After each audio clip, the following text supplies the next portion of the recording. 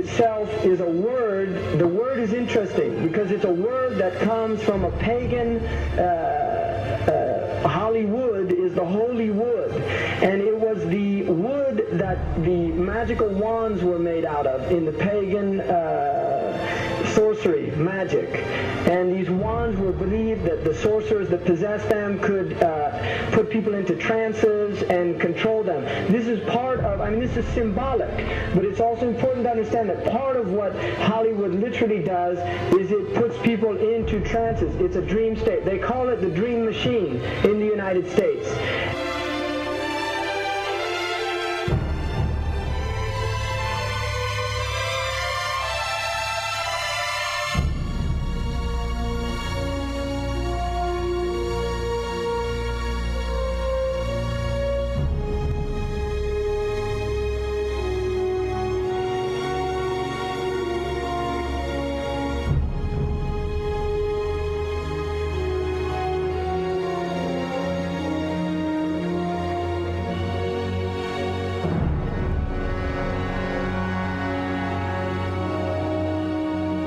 Creates fantasies for people. It puts people into these things. Now, one of the things is interesting that in the part of what's done in movie theaters, in darkened rooms where people watch television, is literally a trance state that occurs. What's called suspended state of disbelief. You enter into a state, you suspend your disbelief and enter into a state whereby you begin to believe what you internally realize is imagination.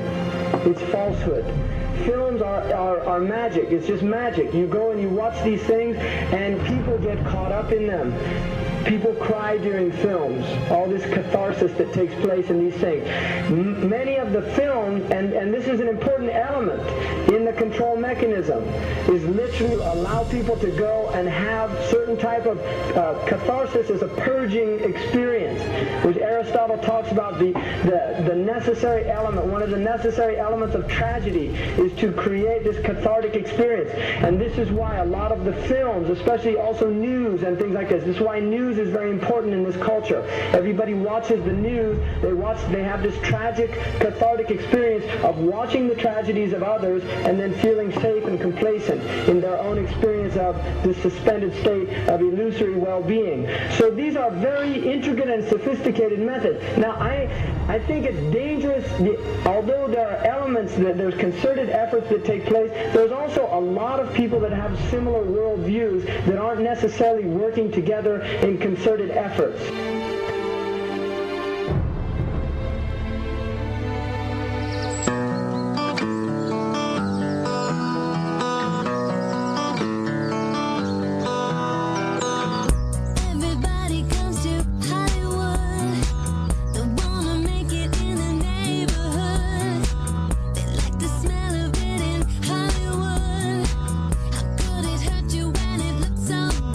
Shine your light now.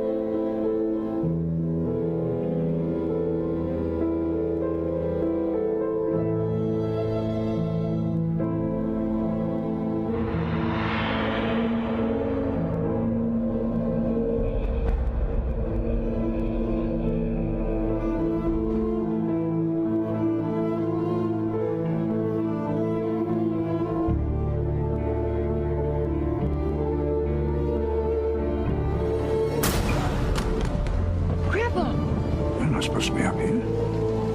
Looking at that? I just wanted to know. Well, you're old enough, I suppose. You should know the story. Okay, here we go. It was 1832. On a night much like this.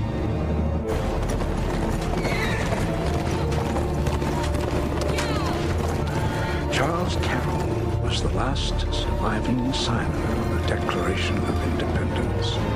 He was also a member of a secret society known as the Masons, and he knew he was dying. He woke up his stable boy in the middle of the night and ordered him to take him to the White House to see Andrew Jackson, because it was urgent that he speak to the president. Did he talk to him?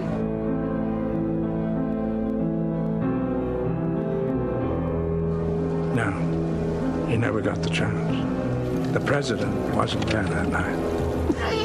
But Charles Carroll had a secret.